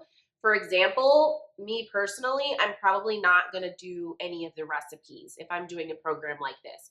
Like I've already told y'all, that's just not my thing. Okay, week 2, we have the exact same layout. So we have our 4-day-a-week, we have 2 poems, a fairy tale, and an animal story spread out throughout the week. She's giving you an opportunity to decide how to do your habit training for that week. Nature study is basically the exact same thing that she recommended in the previous week. Geography, same book, Children Just Like Me, but now we're learning about the United States. We're going to find the United States on a map or a globe. The daily activities, we have a recipe again for day 1, just like we did before. We have a science activity, lemon bird feeders. We have an art activity, lemon stamping, and then we have another science activity, planting a lemon tree. And then we have our instructions for each of those activities. Again, I found myself saying I would probably only do 2 of these activities. I would do the lemon bird feeders and I would do the lemon stamping. The making fresh lemonade, maybe I would do it, but honestly, probably not. And the planting a lemon tree, you're gonna have to find a pot, you're gonna have to get gardening soil, you're gonna have to get seeds. And I'm just thinking, like, what if you don't live in a climate that's great for lemon trees? What if you don't have room in your home for a lemon tree or another plant? So I don't know if that activity is going to be accessible to the majority of families. I might be wrong. And I forgot to mention that our main book for week 2 is Ruby's Reunion Day Dinner. And if you haven't noticed already, we have some great representation in our first 2 books. Week 3, El Cucuy is Scared Too. Again, we have some diverse representation. For a lot of kids, maybe this is a window, maybe it's a mirror. Again, we're doing the 2 poems, the fairy tale, the animal story spread out over the week. Same thing with habits, same thing with nature. For geography, we're doing Mexico, finding Mexico on a map and doing the assigned reading for a child from Mexico. For our daily activities, we have an art activity for a cactus rock, a science activity called Bravery Bubbles, a kitchen activity, making Mexican hot chocolate, and a play activity, Where is El Cucuy Game? This program costs $30 for the digital download. I think that is a really fair price point. You definitely don't need to print it, but if you do decide you want the hard copy, I would suggest printing it in color just because there are lots of photographs and beautiful watercolor illustrations that just make it more appealing to the eye. And in some cases, they also kind of help you to see the outcome of certain crafts or activities, what you're going for. So personally, I would print it in color just because I like having those visuals. Next up, we have Purely Preschool from Where'd You Learn That Homeschool. And if you are unfamiliar, Where'd You Learn That Homeschool? They have lots of different curricula and resources for lots of different things. The main creator behind Where'd You Learn That is Rachel. She is a second generation homeschooler like me, and she has built this vision with the assistance of some of her siblings, or you could say her classmates, and her mom, who is still active in home education. She helps to homeschool Rachel's sons, which I think is so cool. Okay, so Purely Preschool. Guys, this is really gonna stand out amongst all the options. And did I mention this is the last one? This is the last one. You've made it till the end of this insanely long video. So first of all, Purely Preschool comes in English and in Spanish. What? Rachel is a bilingual homeschooler, and she works diligently to publish resources in both English and in Spanish. Rachel is a Christian, and she does have resources from Where'd You Learn that focus on Bible learning, a biblical perspective. This program, Purely Preschool, does have some religious content, and it's a very, very tiny sliver of the program. It could be easy to omit if that just doesn't work for your family. I know that that might be a deal breaker for some families if they want to stick to a strictly secular program that doesn't have any religious content at all. It also might be a deal breaker for families of different faiths. I'll show you exactly what to expect so that you can decide if it's going to work for you or not. Purely Preschool also stands out amongst these programs because it is the only program where it's actually divided into individual units. You cannot purchase an entire year's worth of this preschool program. It is sold by unit. Each unit is going to have 4 weeks worth of lessons. So basically you're purchasing 1 month at a time, and each unit is $4.99 as a digital download on Rachel's website. Where'd You Learn That? So if you were to do a traditional 36-week schedule, you're looking at 9 of these units. There are currently 10 available in English. Although Rachel said she doesn't see the need for parents to do all 10 units. She purposely designed this so that you could pick and choose. But let's just say if you wanted to do a full 36 weeks of this preschool, you're gonna get 9 of those units at $4.99 each. You're looking at about $45 for the year. So she has a unit for each season: spring, summer, autumn, and winter. She also has a unit called All About Me, where your child will learn about their body, their home, their emotions, their family. She has one for food, one for insects, one for vehicles. So you can really see how you could customize this to be more interest-based for your child. This is the only program that we have looked at that has worksheets. Yes, some of the other programs have had things to print for your child, little paper props, cards, things like that. But those are not worksheets. I'm talking about a page that you print and you hand to your child, you give them instructions, and they do this mostly independently. This is the only program that has that. Some kiddos love worksheets. Some kiddos love workbooks. They want to get the pencil to paper. They want to get the scissors to paper. Other kids are just not developmentally ready for that, or are just not drawn to that style of learning. So this is gonna either work really well and be something that your kiddo is really excited about, or it's not. She doesn't have worksheets for every single week, but they are sprinkled throughout every single unit. I have a couple of different units printed to show you. We go into a welcome page. Here is the lovely Rachel. This is a literature-based approach to preschool. When homeschooling my own children, I knew that I wanted to spend the preschool season reading a wide variety of picture books and learning all sorts of foundational life skills. The preschool season is a prime time for building vocabulary, relational skills, and an understanding of the way the world works.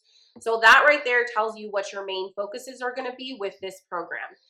Picture books, life skills, vocabulary, relational skills, understanding the world. She says she has incorporated alphabet and math skills, but they are not the primary focus of this curriculum. So unlike the Charlotte Mason Home Preschool program or Little World Wanderers program, she has included some basic early literacy and early math, but it's not the main focus like playing preschool, where it's definitely the main focus. She says, my goal is not so much to have a preschooler who can recite the alphabet or count from memory. My goal is to help my preschooler understand the emotions communicated in stories, build their ability to love and respect others, and develop the vocabulary needed to communicate their own thoughts and emotions. There's different components of early literacy. This checks some of those boxes. She says, I want to lay a strong foundation for the learning that will come later. Okay, before you begin, so here she's laying out each skill area and how it's approached, what her thought process is behind it in this preschool program. So she has story time, alphabet, early math, let's play, music, poetry, science, social studies, motor skills, life skills, health and safety, and love homework. So kind of some unique terminology to this program. And, she does a great job of explaining what each thing means. It says, I recommend reading 2 to 3 picture books for each lesson. I seek to include a diversity of picture books. Some books are classics, while others are new. Some books are beautiful and thoughtful, while others are laugh out loud silly. I believe that all of these play a role in teaching our preschoolers. You can opt to purchase these books, borrow them from the library, or listen to an audio or video version of the book. This is also a super unique part of this preschool program that you're going to see in just a second. The audio video version of these books. She says, reading aloud from a physical book is the ideal way to share books with your child because you can stop, you can point to pictures and words, go at your own pace. However, I know it's not always possible to get quick and easy access to some of these specific books. For this reason, I've included links to read alouds of these books on YouTube when possible. If you do opt to use the YouTube read aloud versions, I suggest stopping the video as you go to talk about the story and the illustrations with your child, just like you would if you had the physical book and were reading aloud. This part of this program makes me so happy. Like, you don't understand how happy it makes me that she has included YouTube read aloud videos. I feel like YouTube read aloud videos are just so underrated in the homeschool community. It is a cost savings, it is a time savings to not have to go buy something, go find it at the library. Depending on where you live, you may not have access to the book through a library system at all. So I love that she's thought about that. She's thought about accessibility for families. She's thought about just making this even easier, less prep, less effort. Alphabet, a simple hands-on activity that deals with the letters of the alphabet. This is not designed to be a thorough phonics program, but I am aiming to gradually build familiarity through playing with names, shapes, and sounds. So it's a very gentle approach to letter learning. Early math, simple math activities, often with associated printable pages. Let's play. This is going to be an active game with your child. Music/poetry, either a song or a short poem or rhyme to listen to with your child. You can play or read this repeatedly throughout the week and learn to sing it with your child. Some preschoolers will be ready to begin singing along themselves. Those who are not developmentally ready to begin singing can listen and dance. Science/social studies. This topic is phrased in the form of a learning statement that you can talk about with your child. All learning statements are underlined in the lessons and repeated on the visual cards for each lesson. So I'll show you that in a minute. You're going to have cards for science concepts and or social studies concepts. You can encourage your child to memorize the statement. You can use the visual cards as cues to practice. Okay, so we're going to get a closer look at those cards. Motor skills, an activity that allows children to practice either fine or gross motor skills. The goal is building muscle strength and dexterity that they will need as they grow. Life skills. This is going to be a reminder to teach or practice practical life skills with your child as you go through the week. Health and safety. These learning statements are reminders to have discussions about safety rules in your home and general principles for good health and understanding our bodies. Love homework. The overall theme passage behind this entire curriculum is, and then she has Mark chapter 12, verses 30 and 31 quoted here. As I said, Rachel's a Christian. Her faith is very important to her. And so she does have verses throughout this program. They're not directly tied to anything you're teaching your child. It would be very easy to skip or omit the verses. But that is something near and dear to her heart, and it is the inspiration behind the program for her. So this verse is talking about the two greatest commandments, loving God and loving your neighbor as yourself. Those are the really key principles that she wants to be throughout this program, is really love for people, love for others. She says, because of this theme, we include love homework as part of each lesson. These are small, age-appropriate opportunities for your child to grow in their ability to love God and love others well. And so I'll show you what that looks like in the actual lesson plan. I will say, as someone who generally avoids religious curricula, I did not find anything in this program that I felt was pushing a particular theology. I felt like it was really more universal. Yes, there are Bible verses, but really the focus is love, which is universal. So again, you'll have to look at it and decide if it's something that could work for your family. Okay, extras. These are a variety of fun-themed activities that didn't quite fit into the other categories, and this might include field trip ideas or themed snacks. So again, it's just extras. Bible verse. Each Bible verse ties into the theme of the week's lesson. Allow this verse to encourage you and keep your own mind focused on truth, and share it with your child as well. Again, in my opinion, if you wanted to skip this part, if you wanted to omit this part of the lesson plan, you absolutely can, and it would not affect all the other components of this program. What might these lessons look like?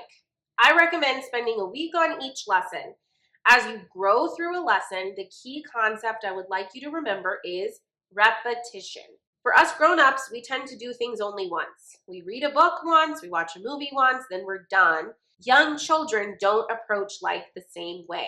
In the preschool years, your children get great joy out of repetition and familiarity. This is why I recommend spending at least a week on each lesson. Read the same books each day for a week. Some activities you might do just once or twice, but others you can come back to throughout the week.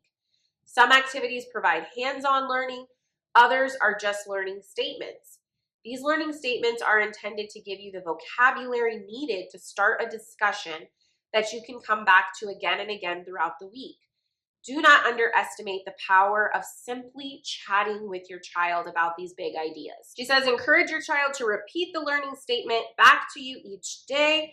This will give him or her an opportunity to practice speaking in complete sentences and to build vocabulary. And then she has a little explanation about her approach to the Christian or biblical content.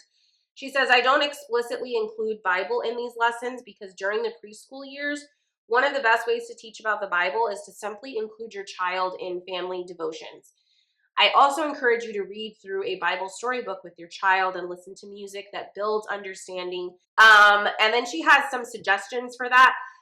Again, you could definitely omit this or substitute it in for your own faith-based studies, whatever that looks like for your family. How to print and stay organized. She suggests printing these units single-sided because the activity pages are built right into your unit. So if you want to think of it as like teacher's guide and student pages, it's all together in one PDF download. So you're either going to need to print the whole thing single-sided, or you're going to have to go through the document and just select the activity sheets and the learning statement cards, anything like that that needs to be printed to actually use with your child. And then the rest of the unit, you could easily use digitally. In fact, I would encourage you to do so because there are so many hyperlinks in this program. She says many of the activity pages involve cutting, pasting, or painting.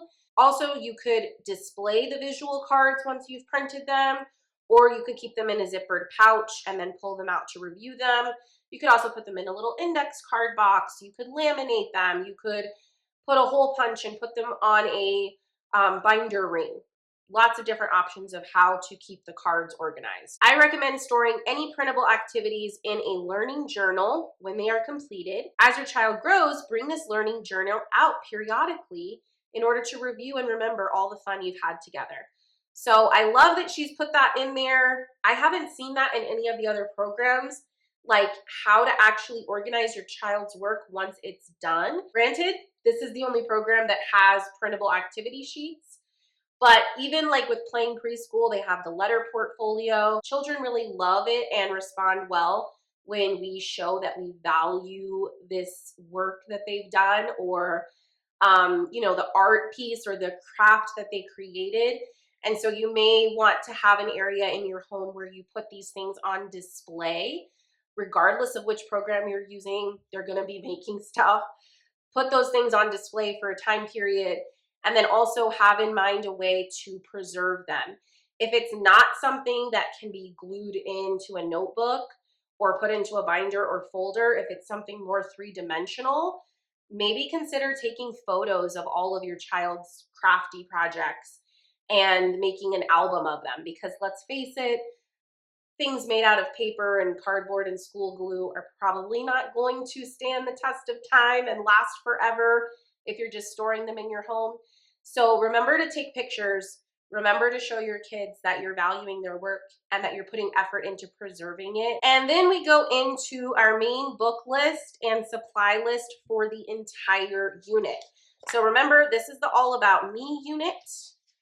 She has this broken into 4 categories because each of these categories is for a week. My body, my emotions, my family, my home, 3 books per week. You will see that the books have embedded hyperlinks because all of the books in this unit, all the required reading, she has a YouTube Read Aloud link ready for you. Supplies. She says, I have tried to make sure that most of the supplies needed are common household items, so you won't need to run around gathering up a long list of supplies.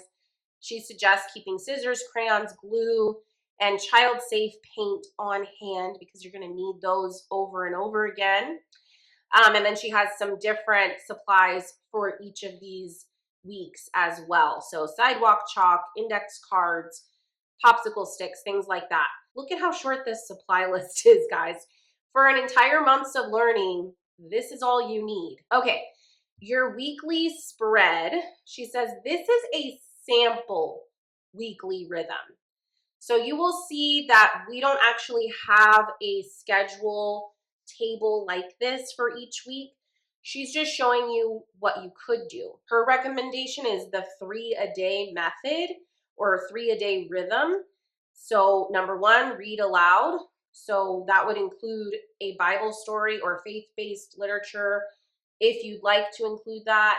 And then 1 or all of the picture books that she has assigned for that week. And then number 2, your music and memory work. So this is songs, poems, statements that you can practice reciting with your child. And number 3, the directed learning activity. So this is where we do hands-on things. We're doing our printable worksheet activity pages, arts, crafts, any sort of project, teaching notes. So in this unit specifically, it's the All About Me unit. All the alphabet activities are focused on learning the child's own name. You can adapt this to be more or less challenging.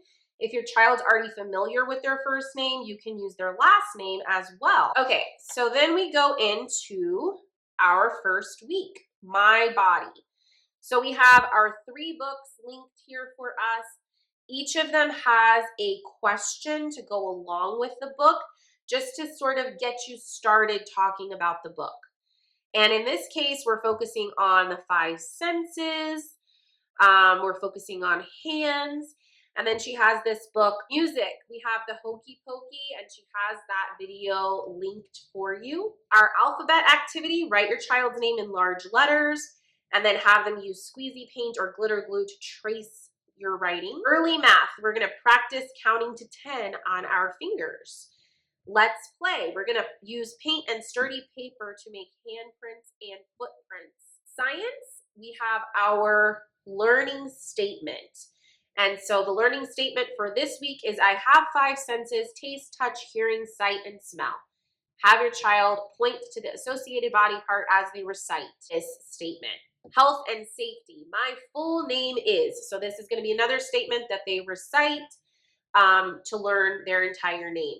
And if you wanted to make this a little bit more challenging, you could even have them practice your full name or their other parent's full name. Motor skills. Try some challenging physical activities in order to appreciate what your bodies can do. Can you pat your head and rub your tummy at the same time? Can you use your left hand to touch your right knee and then use your right hand to touch your left knee? Can you hang from the monkey bars? Can you stand on one foot or hop on one foot? Life skills. Make your own bed neatly. So this is going to be a skill that you practice throughout the entire week. Love homework. You can use your hands and your strong muscles to help other people. You can use your mouth to say nice things. Think of helpful and kind things you can do with different parts of your body this week and do them. I love that she's tying everything into the theme. And I think that the idea of love homework is just so sweet. Feeling extra. So these are going to be additional activities to do if you have the extra time or they just sound really fun. They're optional.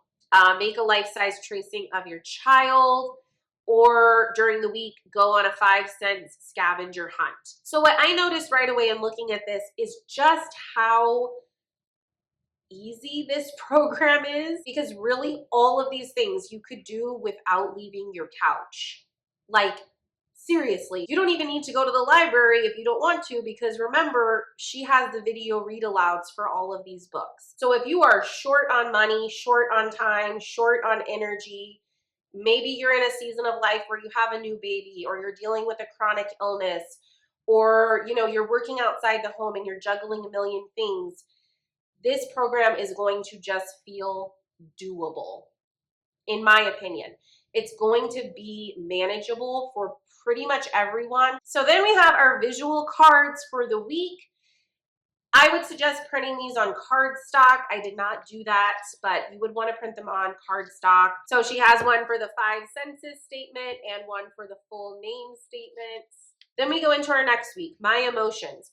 It's laid out exactly the same. We have our 3 storybooks for the week, each with questions. We have a different music video. This one is with Mr. Rogers, which is so sweet. We have a new alphabet activity. So this is write the letters of your child's name on index cards, and then write your child's name in large letters on a piece of paper.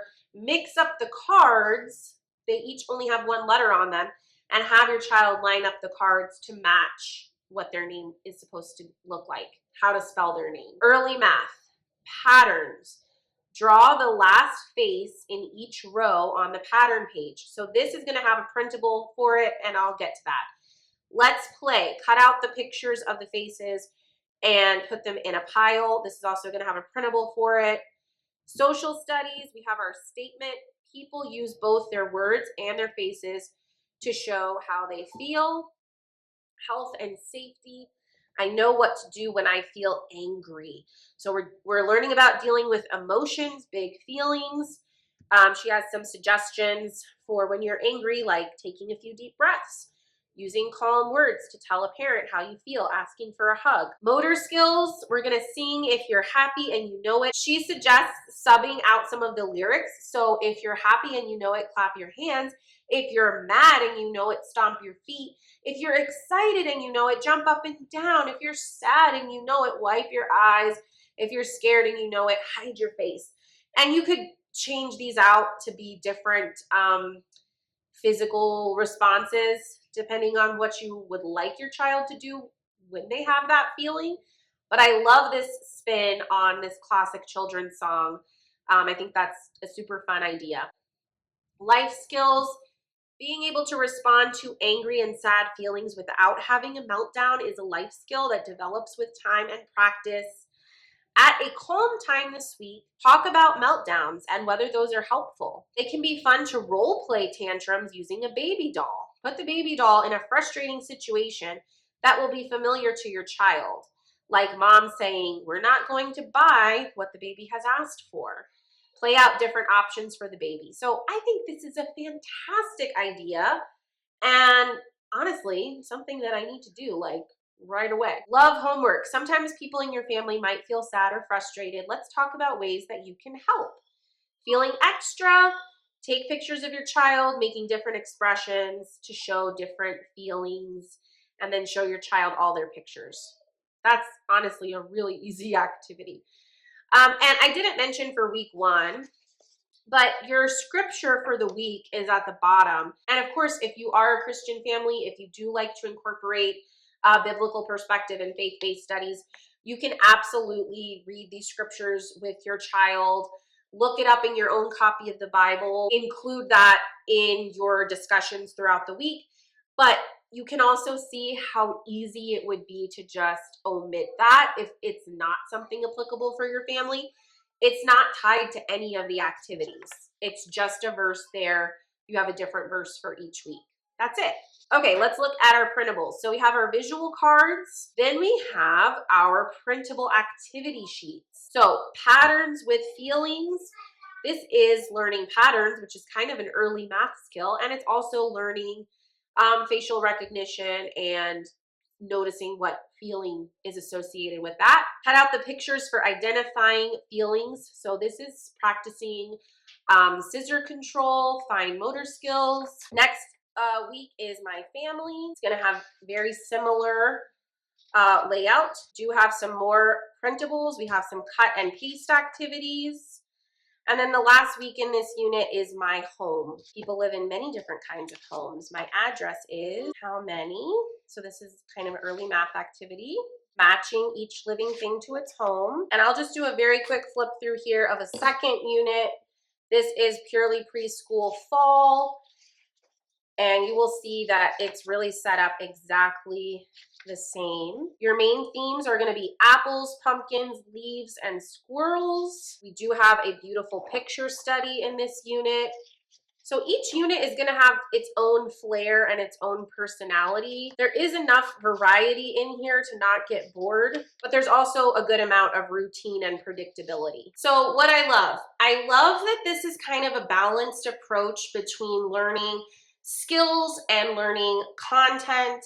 It's a little bit more balanced because you do have some early math and alphabet activities, but that's not the main focus. The main focus is the stories and the emotional learning. So it's kind of a nice mix, whereas some of the other programs were really more focused in one way or the other. I love the book selections. I love that there's a nice diverse mix of literature there. I love that it's themed learning and that it's a unit study approach, because that's just my vibe. Like, I'm really drawn to that style of learning. I love how minimal and easy it feels. Very few books, very few supplies, just low prep in general. Things that might not work with purely preschool. If you're looking for a program that is strictly secular or religiously neutral or doesn't have any Christian, biblical, faith-based content whatsoever, the Bible verses for each week might be a deal breaker for you. If you're looking for something that is way more structured with a more clear laid out schedule for your weeks, for your days, we've already seen other programs that do that. This is not one. All right, y'all, we just looked at 7 preschool homeschool curriculums. Whew, that was a lot. I hope this video is helpful to all of you guys who are trying to compare some of these wonderful preschool programs. They all look amazing in different ways. They all have something a little unique to bring to the table. And I hope that you find a program that is just the perfect fit for you and your child so that you can make some amazing preschool memories. If you want to know which preschool program I decided to go with my preschooler, make sure you are subscribed and turn on notifications, because I will be chatting with you guys all about our preschool, what we've been using, which of these 7 programs we've selected, in my next video. I will see you guys over there. Bye for now.